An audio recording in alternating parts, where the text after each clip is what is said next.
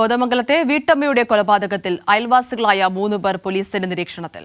കൊല്ലപ്പെട്ട സാറാമ്മയുടെ വീട്ടിൽ വാടകയ്ക്ക് താമസിക്കുന്ന ഇതര സംസ്ഥാന തൊഴിലാളികളാണ് നിരീക്ഷണത്തിലുള്ളത്.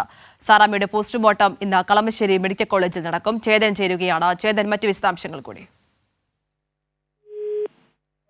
കൊലപാതക കേസിലാണ് ഇപ്പോൾ അയൽവാസികളായ 3 പേർ പോലീസിന്റെ നിരീക്ഷണത്തിൽ ഉള്ളത്. കൊല്ലപ്പെട്ട സാറാമ്മയുടെ വീട്ടിൽ വാടകയ്ക്ക് താമസിക്കുന്ന ഇതര സംസ്ഥാന തൊഴിലാളികളാണ് ഇപ്പോൾ നിരീക്ഷണത്തിൽ ഇരിക്കുന്നത്.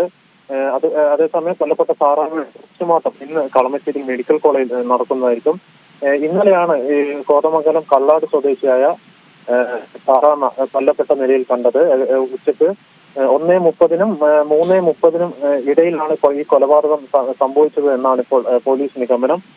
ജോലി കഴിഞ്ഞെത്തിയ മരുമകൾ 4 മണിക്ക് മരുമകൾ കണ്ടതോടുകൂടിയാണ് ഈ കൊലപാതകത്തിന്റെ വിവരം പുറം ലോകം അറിയുന്നത്. ഈ കേസിലാണ് ഇപ്പോൾ 3 പേർ, അയൽവാസികളായി 3 പേർ നിരീക്ഷണത്തിലുള്ളത്. ശരി, ചേതനാണ് വിവരങ്ങൾ നൽകിയത്.